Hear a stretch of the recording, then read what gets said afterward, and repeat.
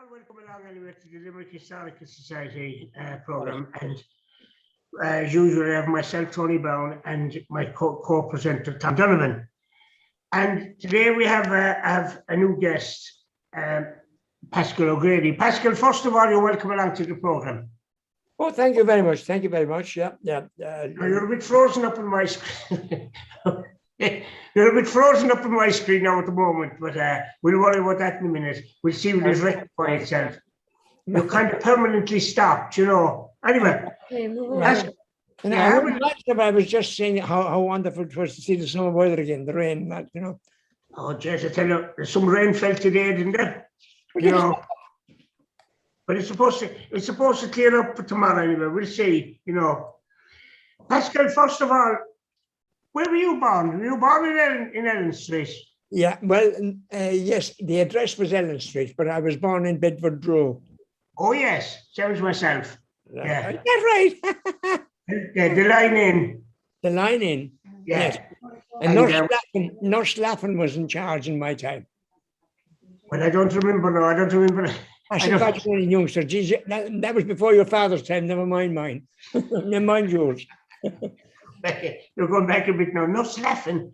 I wonder, she obviously was from the county anyway, so with a name like that. No, actually, I remember I was very young. I was up in I was in Tosbo or something, and her funeral passed up William Street. She died 2 years after us. Yeah. I remember my mother bring me up to see her at the funeral passing. She must have delivered a lot of babies down there, I tell you. Okay. You know, over there. But then there's, of course, a lot of people who were born at home that time. Oh, yeah, I think what were. All the rest of my family were born at home. Yeah, most of my family now were born at home. I think I was the only one down in Bedford Row. It'd be kind of an upmarket thing it was to get you into Bedford Row. Yeah, and to start off anyway as well, you know, you got an idea what was before yours, first, you know. Yeah, that's true. And that was there up to, it didn't close till I think about the late 70s. I think it was around 78 or 79 it closed. I remember I was outside, what's the name, that store there opposite, down Henry Street, big store that sold everything. Spates? No, Spates, yeah. Spates, yeah. I was out and there was the vanguard were after coming at the time, you know. Yeah. Chatting away to him, and you know, and the next thing this fella pulled up in his car just outside the line in, you see, and she says, Jesus, I give him a chance. Oh, yeah. If he was more careful where he parked the first time, he wouldn't have to worry about where he's parking today outside the bit pro. But you see, it became like that. It became too small, really. And then they hadn't the proper facilities there, you know, when they moved out to the new, what we call the new maternity. And it'll never be known really as St. Munchins is the proper name for it. Right, I never knew that, yeah. No, yeah. I don't think it'll ever be called St. Munchins. It'll always be referred to as the maternity. Tom, you probably don't remember the line in at all. You're in Bedford Row. No, well, my brothers were born there, but I was born in Croom. You were born in Croom? Croom, yeah. How were you born in Croom? I don't know. That was the county, I suppose. And then my third brother was born in Bedford Row. I wasn't long out of hospital when I saw Tom and Paschal in Glynn. in the 1960s. Where was that in Glynn? Where in Glynn? The Ocean Ballroom. Oh, the Ocean, oh yeah. The Ocean Ballroom, yeah. Paschal had that.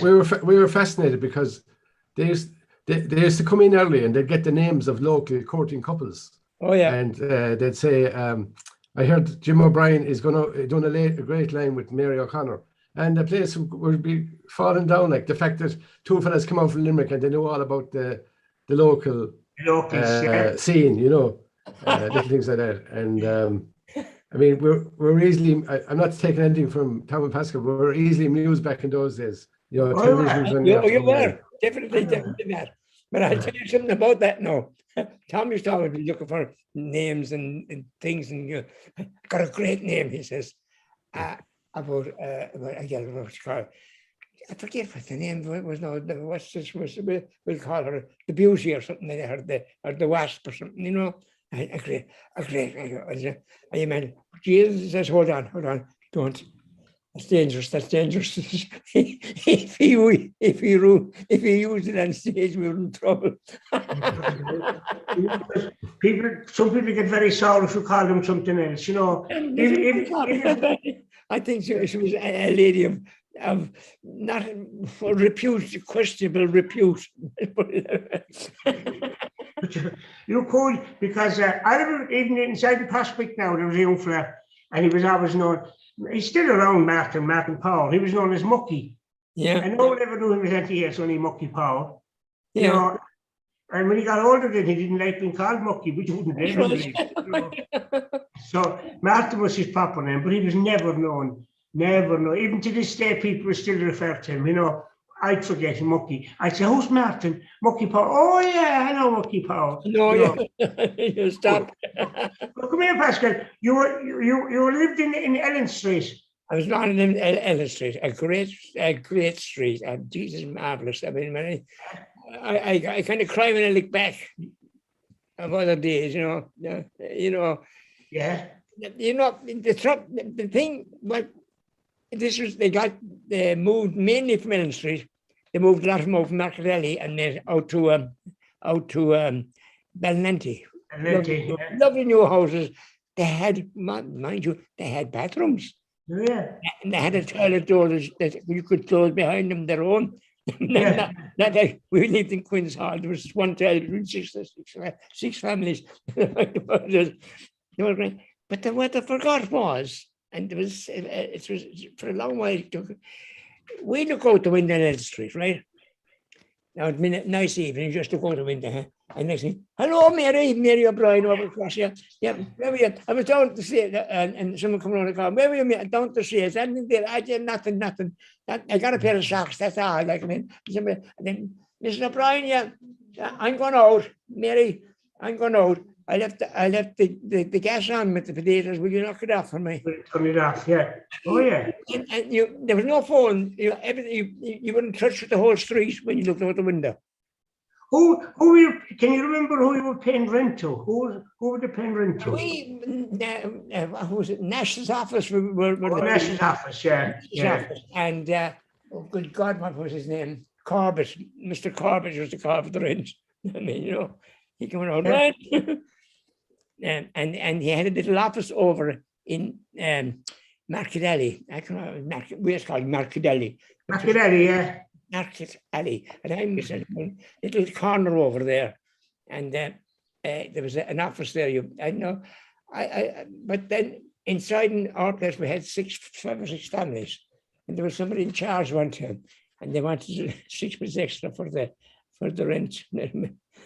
And my father, they stopped my father on the way up, and my father said, "I go to tell Mary, tell them come down." He says, "That was about 4 or 5 at the time. Dad wants you below." And she went down. Anyway, apparently they were having to go at him for the rent. She wouldn't pay the rent, like 6 months extra, like something there. And where was your father working? In Boys. Oh, in Boys, oh yeah. But that was a kind of a secure job then, wasn't it? It was a great job. I mean, just across the road, you see.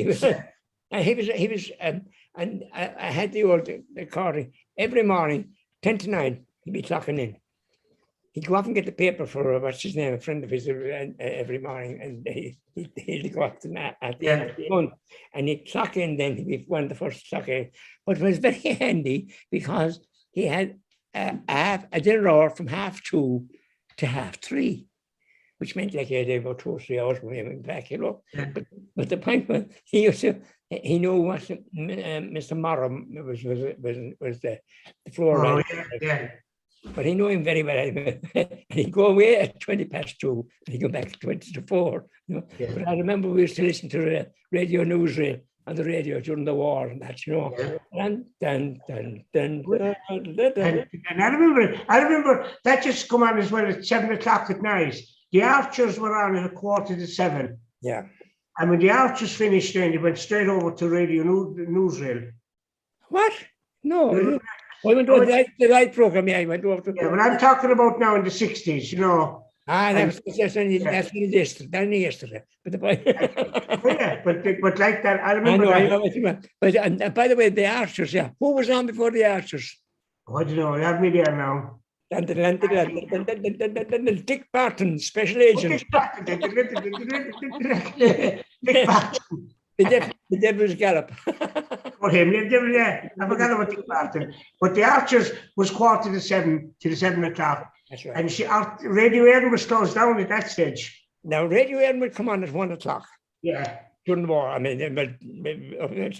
come on at 1 o'clock, to go off at 3 o'clock, to go back at 5 o'clock for children's program to 6 o'clock. And after that, then, anything we got was from the light program. Light program, yeah. It was going all day.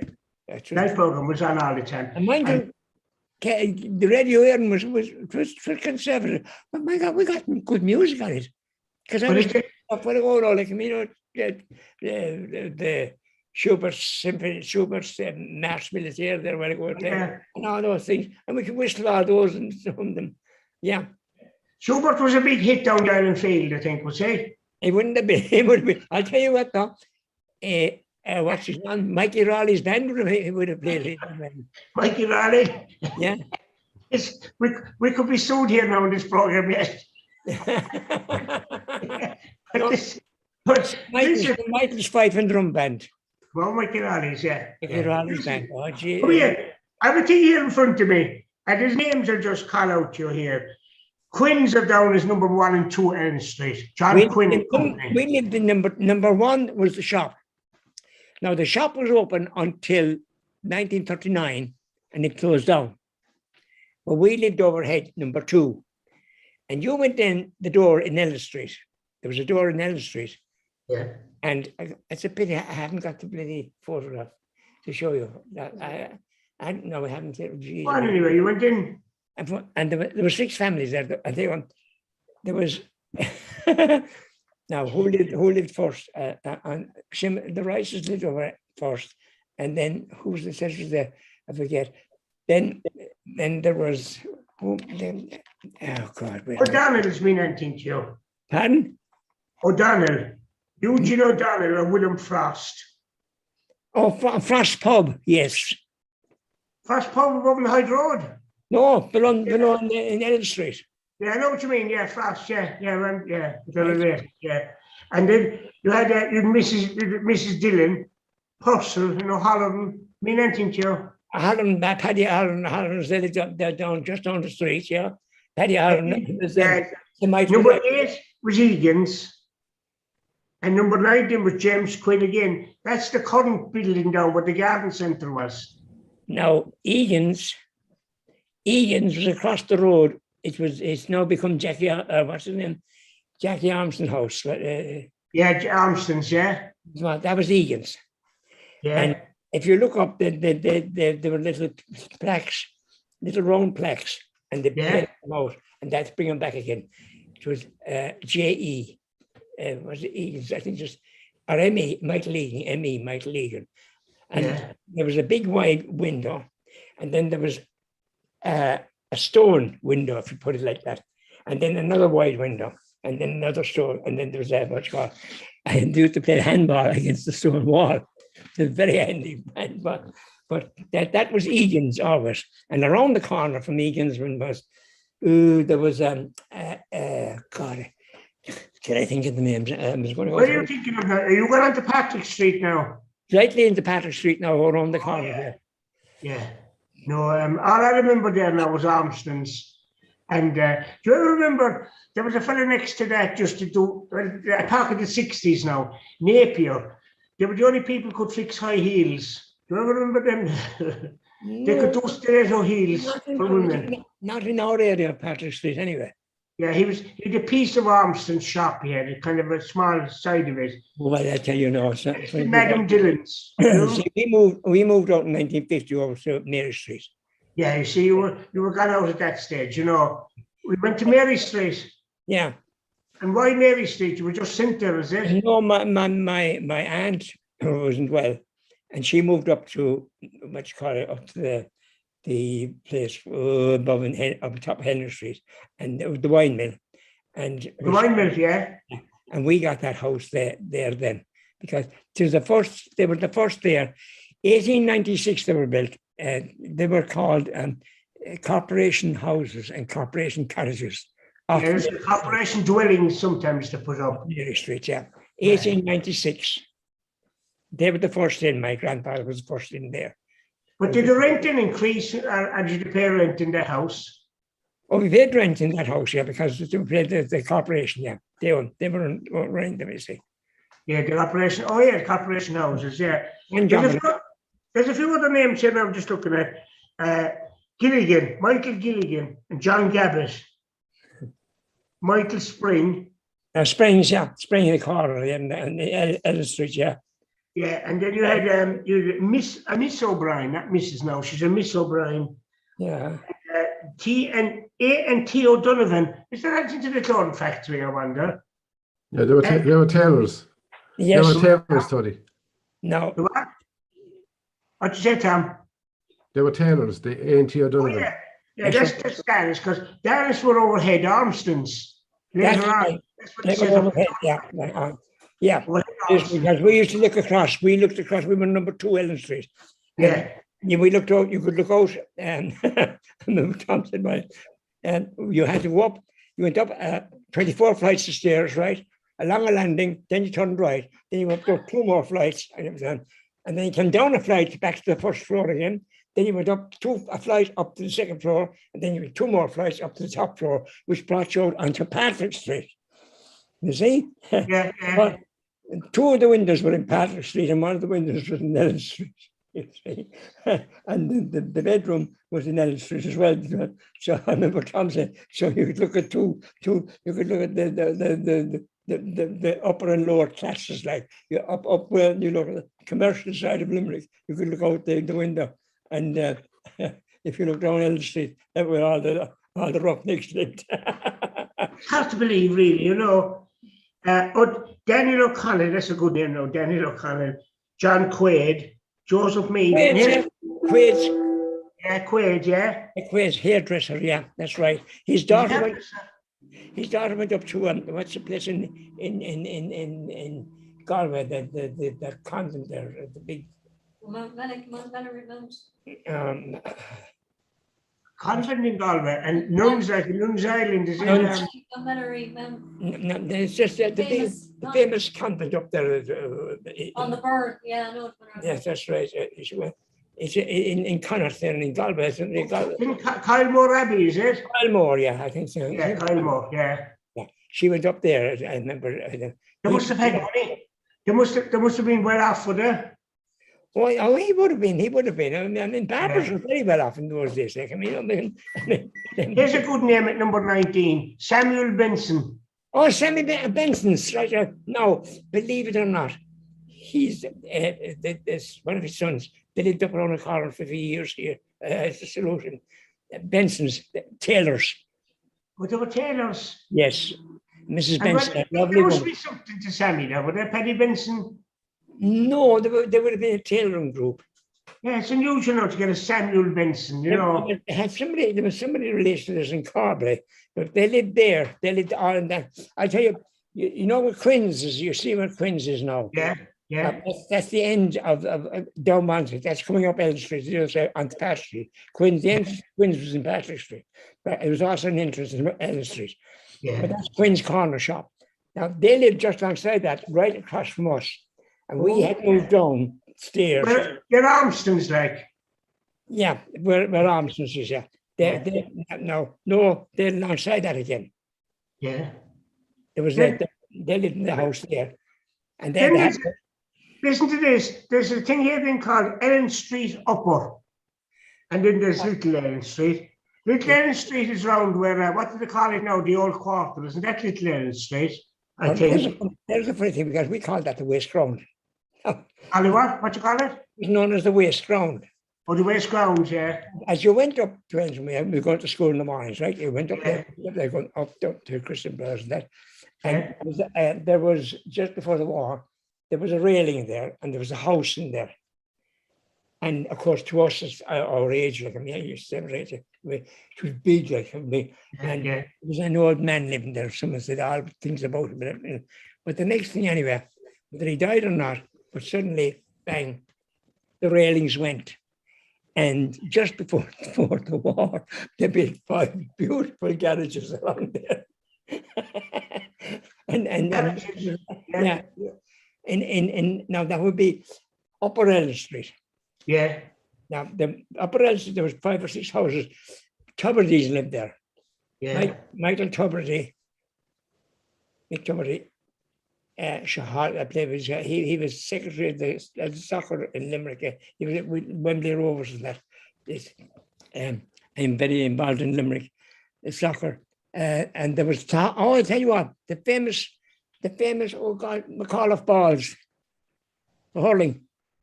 No, go on, go on. McAuliffe's lived there, and the famous ball. He made hurling balls, did he? Made hurling balls, yeah. He used to make hurling balls. Slitters, like. Slitters, yeah. Yeah. The famous. He moved up to Thomas Street then. I think I moved. Yeah, I moved away up that. He moved up to Thomas Street, yeah. Yeah. That's I never interesting. heard to them, no. There must have been He's the first man to make a white slater. A what? He was the first man to make a white slater. A white So you can see it in the dark. No, Yeah. didn't know that. Yeah. I I never heard. He Where in Thomas Street come out was on that? Bruff. Where in Thomas Street was that? Oh, up near where Thompson's is, down a bit from Thompson's. Yeah, where Thompson's the Undertakers, yeah. Yeah. Oh, yeah. Because there was a fella in Wickham Street then was doing them up to a few years ago. I think he was over at J.J. Kennelly's around there making slitters. Was There that was a right? fella there as well, upstairs, making slitters, you know.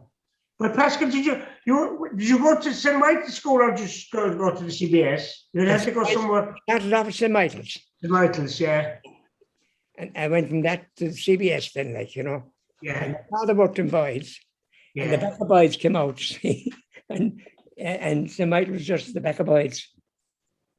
St. Oh, that's Michael's- right. Yes. Because do you know who went there now to school? He told a good story. John Collins. You know John Collins? He used to own Finn's in William Street. Do you know Finn's Bakery? Yes, yeah. John went to school at St. Michael's. He's very handy. He'd only go, his mother would bring him across William Street. He'd go through Boyd's and out the back. And Yes. then one of the staff in Boyd's might help him across the street, Denmark Street. Yeah. So he never got wet or anything. No, Going- straight down. That's it. Very handy he was going to school, you know, at St. Michael's. But then you kind of progressed then to the Christian Brothers Institute, did you? Oh yeah, I was never, for some reason or other, there was another, I was never in first class.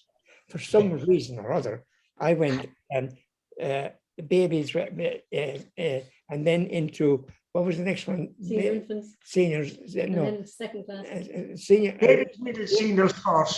seniors, middles, Babies, middle, straight seniors first. and straight to second class. Oh, did you? Who's been very intelligent, you? Well, I don't know what was wrong with him. The next thing, apparently, I can. Clerical error. And myself and oh geez, what's his name? He don't know. Which one, like? And we were third, became third in the class. Yeah. And then you went up as far as sixth. You Do can you remember the old tech, not the big tech now? Do you remember there was one across from Bobby Burns? There was a small tech there. But there's a school there now, a new school. There was a small tech on the corner there of Gerald Street, right across the road from Bobby Burns. And the Bobby Burns pub above the Connaught Avenue, I would say. Oh, hold on a second. There was a few things. That was a builder's yard first. Oh, it was. I remember it well as a builder's yard because the And camera used to my- come there. My nephew, my niece, she learned.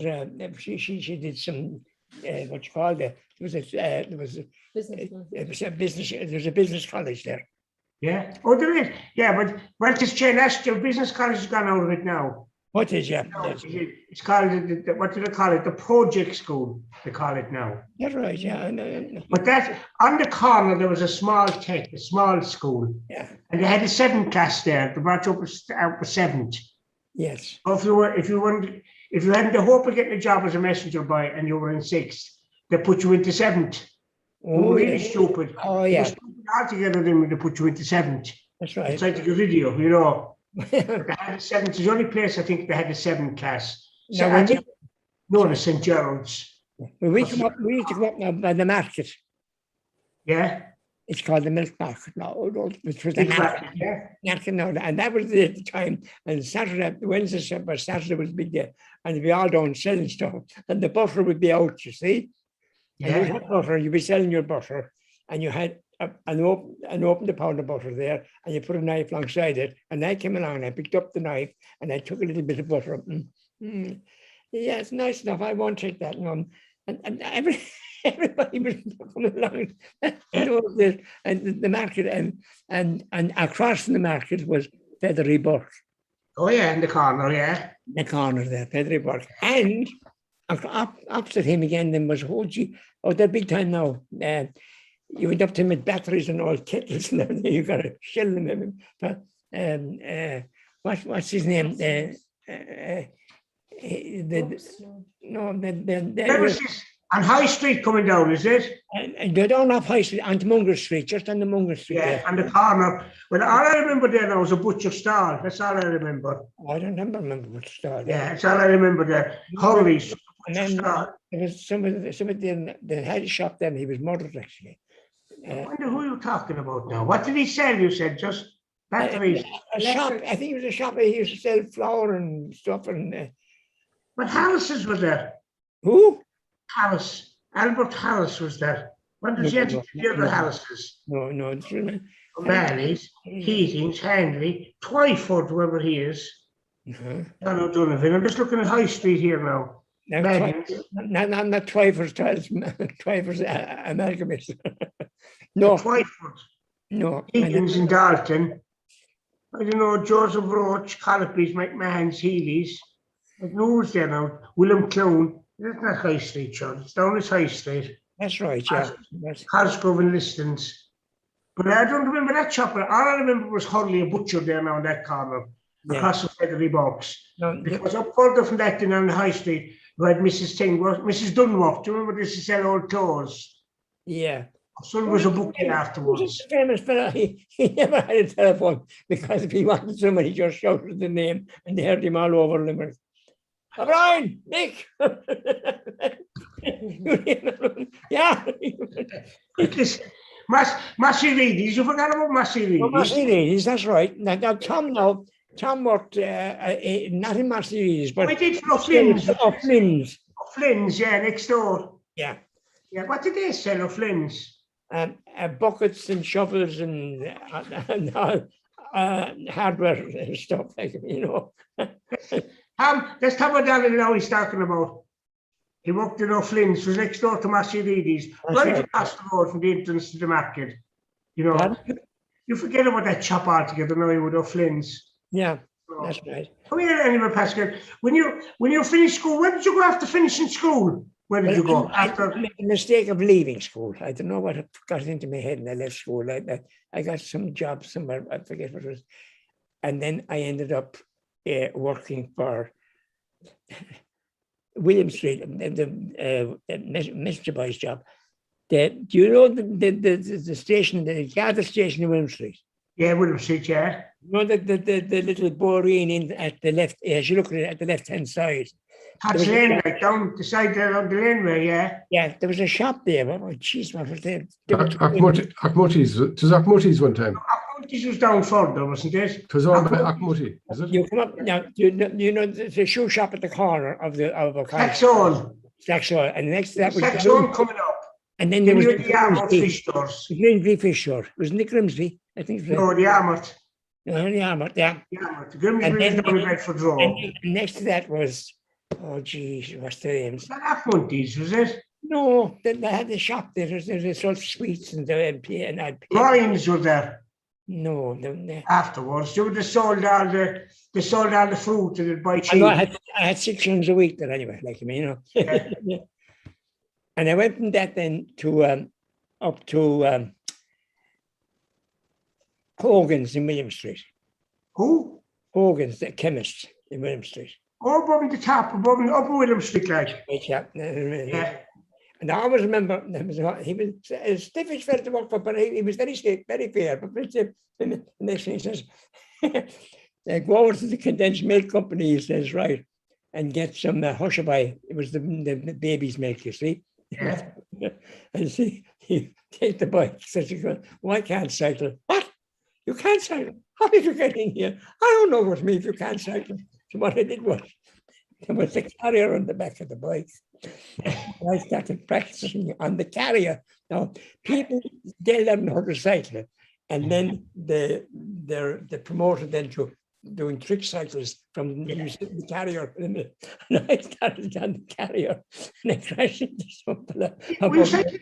Were you cycling the bike from the carrier? Yeah, that's right, yeah. She looked sweet. You were sitting. My feet were near the ground. And I thought that would be grand. Jeez, I was falling out. The next thing I got, and I'll tell you something, the next thing anyway, I couldn't, a guard pulled me up anyway, because he was there. What I doing? Get off that, I said, let the cycle. But so the next thing they had, fortunately enough, they didn't have the hush by milk. And the next day I went over with the bicycle and I was on again. And coming back, I said, oh, at last I got the hang of the bike. Yeah. I was cycling along. And I came out of the condensed milk company, out of them, and I was cycling towards St. Michael's Rowing Club, right? I go on, grand, this is great. And the next thing it suddenly dawned on me, I had to go around the corner. Oh, yeah. The bridge, yeah. I couldn't turn the bike around the corner. I crashed into the wall, and then I pulled the brake. And down the road ended. That shop wasn't Alexander's, was it? Who's that now? In William Street, the shop you walked in, it wasn't Alexander's. David, my crimes, I can't think Because the 6.5 penny bazaar was gone at that stage. Yeah. Then you had that one, the central garage there, I remember that I do. Yeah, That's where Hall's the butchers were after, right on the corner. That's right, Hall's were into the central garage. Hall's were there after, I remember that. And McMahon's chemist was there. That's the grill now, McMahon's, because they lived up on the south side club. Yeah. And McMahon's, here's William Todd's. Of course, Todd's in the shop on that side of the street as well. You forget about that. That was Todd's Bow came into the council place down. Yeah. Ahmadi's. Ahmadi, yeah. I remember that's where I got my book. Yeah. I made my confirmation and I got a few pins and I put down my order for the Hotspur. And he used to get the Hotspur. The Hotspur and the Adventure used to come out one week, and the Wizard and the Rover the second week. Yeah. I put myself down for the Wizard for that. So we swap them then. And we can. I'll tell you this much: Ellis Street was probably the most what you call people can read most literate street in oh yeah. Reading comics. And then there was the Champion, and we were swap. We could all read, and we could discuss that. Germany and the war and everything. Yeah. But actually, Ahmadi's was taken over by. Do you know what opened there now? The Imco Cleaners. Do you remember? Imco Cleaners moved into Ahmadi's afterwards. It's now a shoe shop. Yeah, that they came. Yeah, Imco. They said Imco Cleaners are the best for you. We do dyeing and the pressing, and it's not for you. Imco cleaning is the best. Just Imco cleaning and do it for you. And what was the name of them? The twins. What was it? Cleaning and pressing. The two fellows. What was that famous program? Yeah, it's famous program on Radio Ireland. They go clean and press it for you. Boom. I remember that. And you had a program for Prescott cleaners. They were down in Patrick Street. Prescott used to have a program as well. They had Prescott. I think we crossed from Middle Street. I think they had the place there. Oh yeah, with the walk. Yeah. And they used to have 2 photographs out for the Carlton Cinema. Yeah. And I remember looking at him. Abbott and Costa were in and joined the army or something. Yeah. That was the first film. Abbott and Costa, and they were in the Carlton. Yeah. Come here. How long did you last above in Hogan's? Not very long. Well, long enough. But I always remember. I was a few months there anyway, and I remember it was the Christmas or the day before Christmas. There was a fog. Yeah. And I had to come down. I was living in Elm Street. So I came out of Hogan's and I went down what's called to the next light. Yeah. You could see. And you walked in semi-darkness and you could see the edge of the path. Down to the next light. And I knew I had to turn left there to go down, what you call it, to bring me down to it was a pea soup of a fog. Never saw it like it since. It was just dark. But shortly after that, I wasn't happy there for some reason. And the next thing anyway, I got it was my birthday. And I was down at the boxing match. There was no cinemas, you see, but it was boxing and shows at Savoy. And I went to the boxing matches at Savoy, and that day I came home in January, and they wanted somebody in Hips. Hips, I remember Hips, yeah. I went into Hips next morning. They took me on, and my mother had to go up and explain to Mr. Hogan above.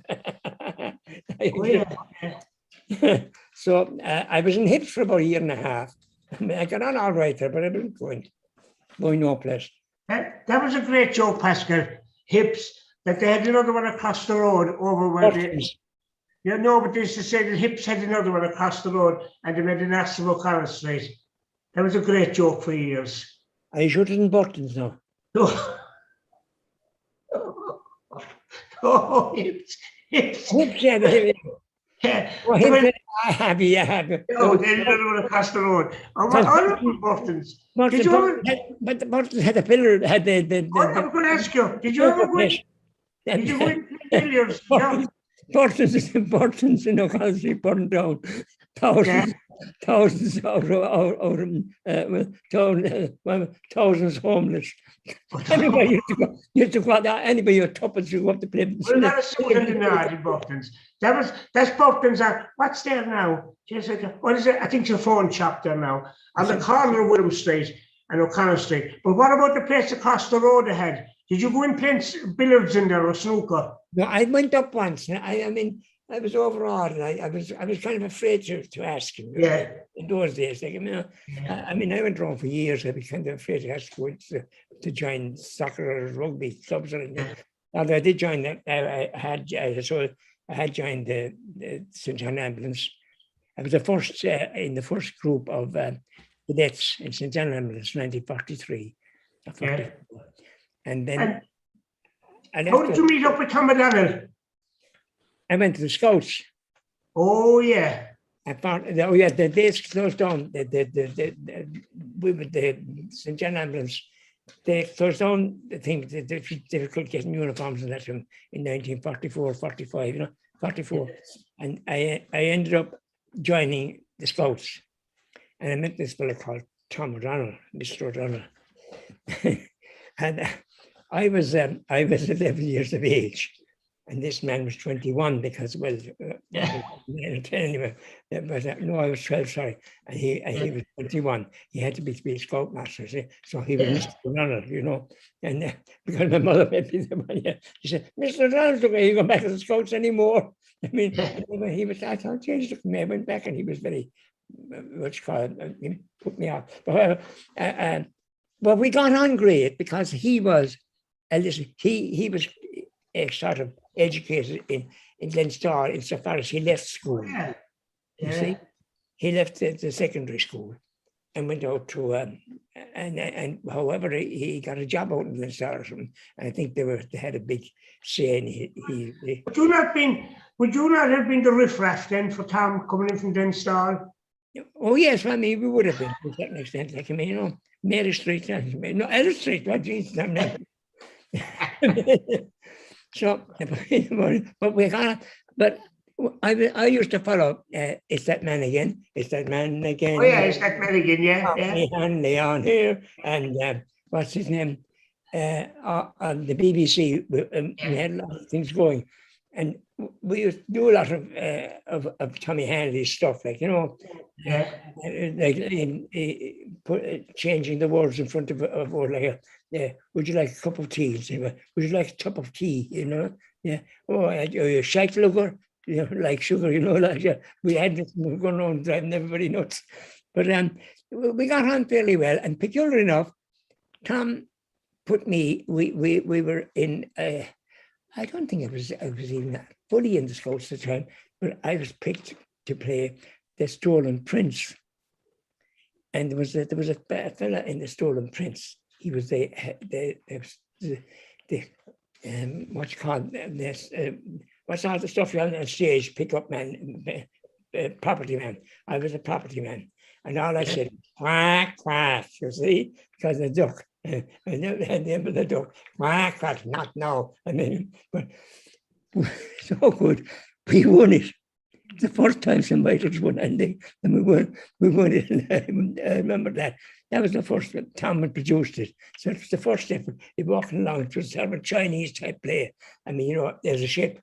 They were supposed to be on a ship. So the property man came over with a sail and stood behind the chair. There was a ship. And very well done. And then I rolled out a carpet and picked up and walked down along to show you that it was wet. This is the carpet.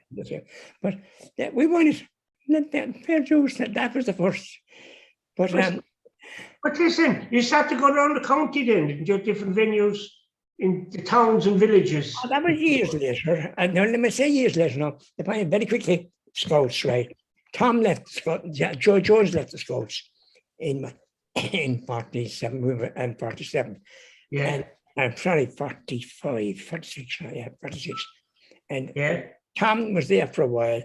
And he was Scoutmaster and that. And see, I missed a couple of nights, or someone said I was suspended, so I didn't bother going back. And remember, Mr. O'Donnell met me. He wants to know you're coming back to Scouts anymore. You don't know Tom now, wouldn't. But I mean, he'd sell you anything. It would be nice for you meeting a day's walk. Oh, Jesus. But the next thing, he said, so I went back to see what he was. Oh yeah, he says, you were long enough coming back, wouldn't you? Say, oh yes, says about that thing with him. But I worked for Carroll then, Jim Carroll. Well, Jim Carroll above O'Connell Street. That's right. Largest selection of radios in Limerick. Yeah, he said he was the first pirate station in Limerick. He did himself. Yeah. Yeah, he operated a radio station. Was that back in the 40s or the 50s? Oh, 40s. Yeah. You ever hear of him, Tom? Did you, Jim Carroll? Yeah, there's nothing new in Limerick about him. Yeah, he'd a place down the basement in O'Connell Street. 48 O'Connell Street. Yeah, 48, that's correct. Near across from above where Clancy's used to be. That's right. And, I remember I knew him for years. He lived out in the country, out in Castletroy. He lived out. He didn't. He lived in Wolftown Street. Oh, he did. That's where he operated the station from. Well, so that's in the Old Limerick Journal, yeah. There's an article in that about Wolftown Street. But then he moved out to Castletroy, out where Lidl is now. There's an avenue going down there, down to Culhan's place, down where the but when I up to know him, I left him what's called, but he was still above in the he used to run films. Yeah. And there's another fella in the leader office who used to run the films with him. A very nice lad. I remember. Oh God, I can't remember. Jim. He was a reporter in the leader office. I think he was. Nocton was this? Doesn't it Nocton? That's right, Nocton. Jim Nocton. Both of them were interested in local history now, they were. Yeah. Nocton himself. That's why I got to know Dick Nocton back in the 70s, you know. But you see, the point was that at that time, you were selling, you were the cinema, you had a roll of tickets, right? Now you had to buy tickets from the government, buy stamps from the government, ticket stamps, you see, and you put those on the ticket. And when the ticket was torn, like, you had to pay the government. That you went down to the post office and got them, and you stuck them in the back. What he used to do was, you see, he stick the tickets in the back of the back of the ticket, right? And you were taking the tickets at the door, you see. So you took the ticket off me, but you didn't do anything about it. You put it in your pocket. There used to be inspectors going around, you see, checking on this. And the next thing, you had a fellow outside at the front. What were the inspectors for? Was it the revenue or was it? Revenue going around, checking down the tickets, checking off. They make sure you were charging. Yeah. But tell me this, Paschal. Come here, we're moving along here now, and we're already talking a good while. What about Christmas crackers? That was a good idea, wasn't it, at the time, for the show? That's a fierce jump. That's a good idea. Because and then what I'm talking about now would be in that what's starting the off was actually, believe it or not, a running a dance in St. Michael's. St. Michael's Hall, yeah. St. Michael's Hall, you see. And Henry Street, yeah. he was great. He go into a what's called, he'd sell you anything, and you'd say, but I must do this. I must do that, can't do that. And so we were after building a hall. It's now St. Brendan's School, and then it became somewhere else. Now it's a big thing up I in. remember it. I went to concerts there, so it was near me, that was. That's right. On Yeah. the Paschal O'Grady, yeah. Yeah. So Yeah. I remember that being built, and we needed money for that. So Tom decided to run a dance, get a dance going, and every Saturday night. There was a meeting, and when you're meeting a society, you have the treasurer and the oh yes, well no, we put that down on the. So he said, yeah, got me a great idea, big great idea. Yeah, but now what can we do? Well, we could have it Saturday night.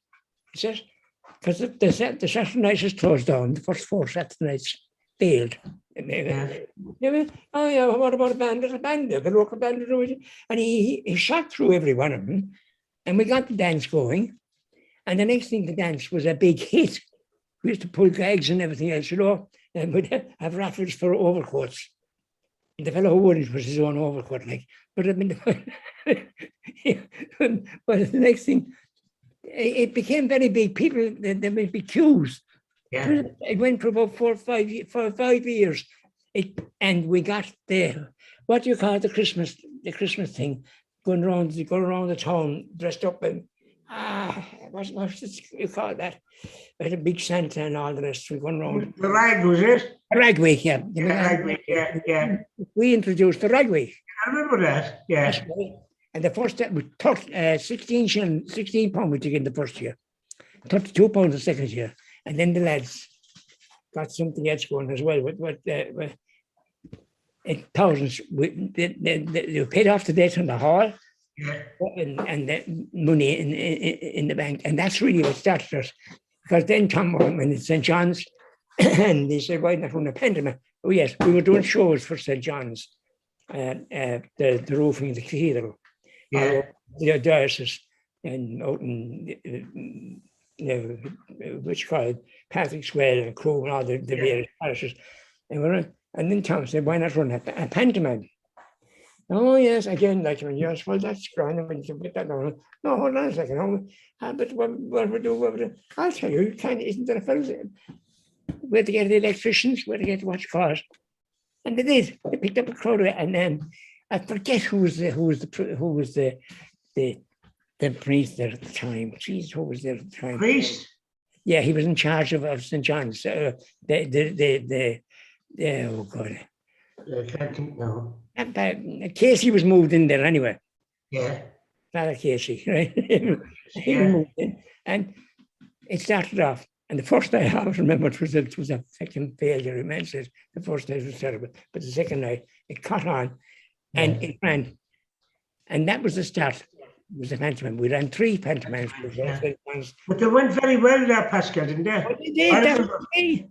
For about 6 weeks. Were you ever in that time at one of the shows in the city theatre? No, I saw them on RTE. They got an RTE. Yeah. This is St. John's Pavilion we're talking about. St. John's Pavilion was talking about folks.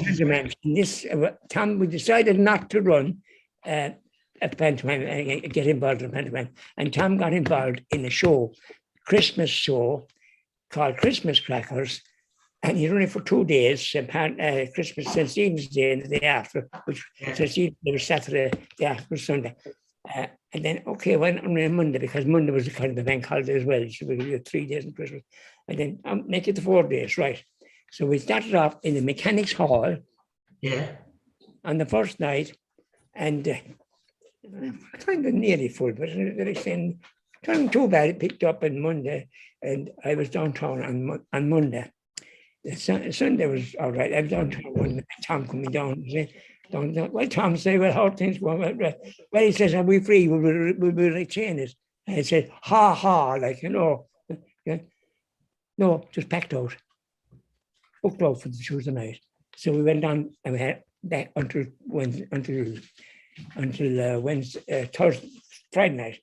And then we booked it over the weekend, and then ran for a month. Above the mechanics. Yes, the mechanics, yeah. 70 people, like, I mean. And then, okay, we went from there. We still did a lot of doing concerts around the place, and very successful concerts around.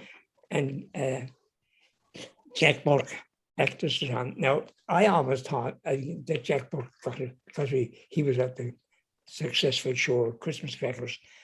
No, he said, I'll tell you what he says. I didn't book you because you were packed it out for a month. He says, no, I'll tell you what a guy says.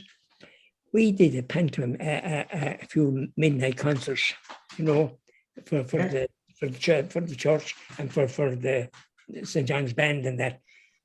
And it started at 12 o'clock. Well, you couldn't, you had it's a midnight concert. It started at 11:45.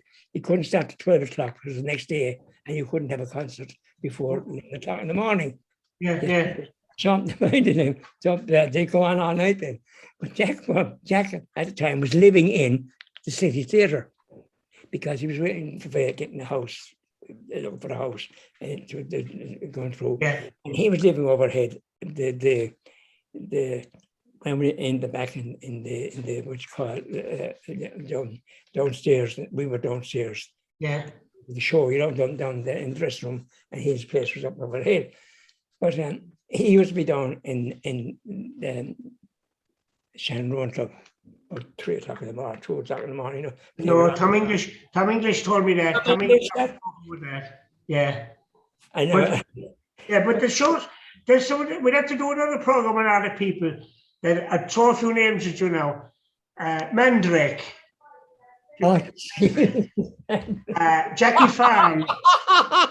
Mandrake. People balancing on the brush, Mandrake. There was a thing, they had a thing on, very quickly, I'll tell you, they had a thing on Mandrake, you see, and he as a monk, you see. Yeah. He puts the girl into the Box, yeah. To cut her up. A tower. He locks it up, and the next thing, he goes in the next bang, and then, that's sorry, but he put her in, and then you see, I couldn't make out how he was doing it. You see, but the one that had watched it, and he was dressed up as a monk, you see, as well, and he moved around, and the next thing he moved, he was quickly in and another flick about, you see, but then. Tom, what's his name? He used to. There was trouble at the City Theatre, where the crowds were coming up like the fellas going in, and they were locking doors. You see, so what's his name? I can't even. He was the supervisor, and they were all waiting anyway. You see, and next thing Mandrake was in there, and boom, and she's gone and waiting, and then, but where is Mandrake? You see. Just down here watching my show. I looked around how to get down there.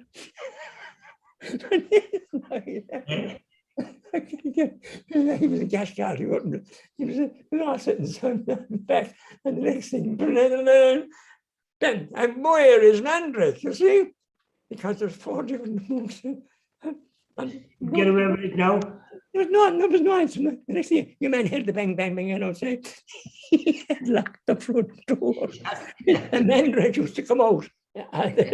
In the section street, run around, and in the back, as we said, that's my show. Bang, bang, bang. Who was it? Paul Golden was had people looking for leprechauns. That's right, he had, yeah. He's that people running out the door at night looking for leprechauns. And fella run around. And what about Brady Gallagher, Shan, as well? That's right. We had her a few with us. But did she take a drink, that Paschal? I never had any great problem with her, I must say that much. I believe she could be a bit upsettish at times, like, I mean, watch what you blew up, and so. But no, we had no great problem with her. She came down very well, like, I mean, Really? Yeah. She closed the show. What's his name was on it too? Timmy King? Oh, Timmy, yeah, Timmy came back. I'm a deck to a king. What's this? Well, no, we had a lot of good artists on there. Larry Kennedy. Do you remember Larry Kennedy? Larry Kennedy and Jerry O'Kelly band, yeah, that's right. He was the first man to drive to work for Tato. He used to drive the Tato van. That's right, yeah, that's right. And that's what we used it. We used it in the first film we made.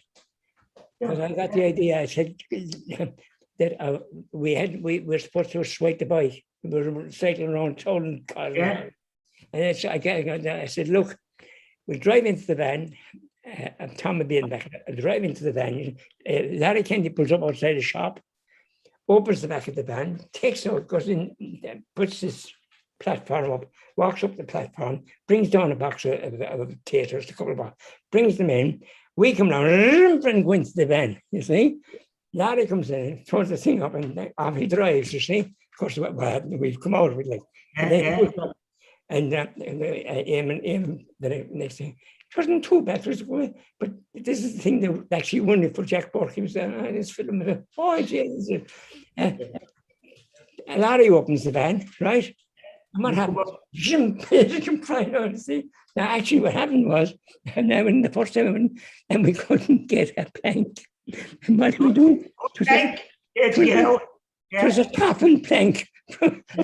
Coffin plank from the funeral director down in St. John's. Crosses. Crosses. Coffin plank. It was wobbly. Oh, yeah. And there's so many I remember from. And Tom, that was a brilliant film. I thought it was a very good film. And it was because we just bumped in off the front. We did other ones that were quite good enough, but Tom decided to send it to Charlie Chaplin. Well, yeah. He got the idea that Charlie Chaplin might think it was great. And we never had anything about it. And the mob was raised, it was the first film, it was very good. And Tom, because it's with these things about and Charlie Chaplin. But to Charlie Chaplin, he's all right, like you know. Definitely. But listen, but the show's finally, like at the time, there was very little entertainment, you see. Isn't that be right? Was. Yeah, and like the shows, they ran up to the 60s. Television dynasty affected everything.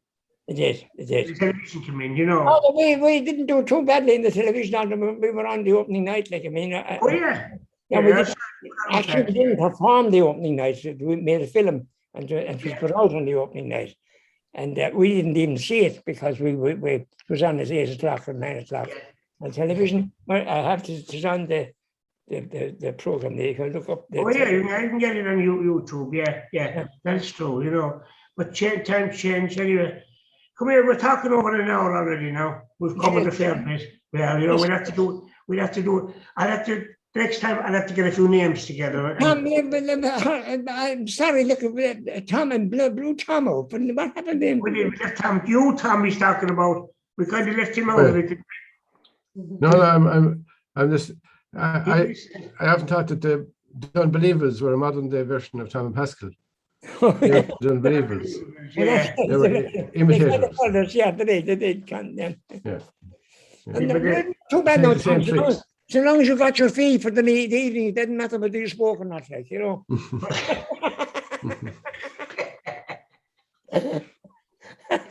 But have to get Tom, you make up a few names yourself, Tom, the next day we're on. Yeah. He left corporate. Do you remember Jackie Farm? He used to play the box. Yes, he loved himself, that he did. He used to have his hair fixed in curls and all. Young lad, oh, he was. You remember that, Tom? The Caldor-Box. This was a great thing at the time. The Caldor-Box. Yeah. All it was a glorified piano accordion, like, you know. And he amplified, so he could go out and do the songs on the Caldor-Box. And he did a lovely smile and all to go with it, you see. And in the breakdown one, oh geez, it was more than and whatever I was doing, I went out and started fiddling around. I said, well done, bang, I got it going. I thought I was Jesus Christ Almighty. That's good. Oh, jeez. Oh, jeez. other man, and but there's a few other things I missed. But your man, and very quickly, your man and the films. You have a fellow watching, and the next thing, if the inspector came along, you had the tickets in your hand, right? Yeah. Geez, Jim, he has the tickets in his hand. Great. So you went on and you started tearing up the tickets, handing them around to everybody. And that was all right. You went on and saw the tickets were grand. But I would have time for this for 30 seconds. There was a thing introduced in 1950, what was it, 48, where the new government, it was more than 40%, more than 50%, what you call it, people, personnel. Yeah. That there was no tax. You see? It was more than 50. Yeah, more than 50. It's more than 50. You had a film, right? The film was Yeah. an hour and a half. But if you had, then all the bands were playing, all the halls and everything, all the cinemas and everything. That's right. But the next thing, anyway, at that time, it had to be more than 50, right? Now, Carol went out in this, you see, and he brought, what's her name with him? God, she's a lovely piano player. And somebody, he brought, and he started on like, okay, look, 6 o'clock. Now, oh, sorry, more than 50%. It had to be 2 hours. Well, it was longer than the film. It was tax-free because it was people, you know, it was Yeah. Yeah.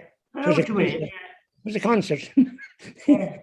And the next thing, the inspector came up, you see, at 6 o'clock. He decides to come in and listen. She was playing the piano, accordion away, you see. Now, the idea was that she would play nearly 2 hours. The next thing, of course, he'd go away. He didn't. He stayed. I should have played. He was running out to anybody. Come here, look, can you sing? Jesus, nearly enjoyed me. He sat down. I can't look about Carol in the film. I must say they were brilliant. I must tell you about something. Oh, they were marvelous. So we have to know. We have to get one of those fellas from Afghanistan, the interpreters, and we write all this down again. I know and see them. Listen, Shiny butter. we have to call a halt here though, because we're gone into the following day, I think we are, you know, at this stage. You know. Paschal, anyway, myself and Tamara agree with me, so it was funny anyway. We'll have to do another program. We'll have to have we'll have to have it set right next time, properly done, and different sections in it. And we can read Jack. You're right, yeah. Book. Yeah, you can have a chat with my manager there and work it out. Bye-bye. Bye-bye. Bye. Goodbye. Thank you for coming on anyway. And we'll have to talk again, you know. So Right.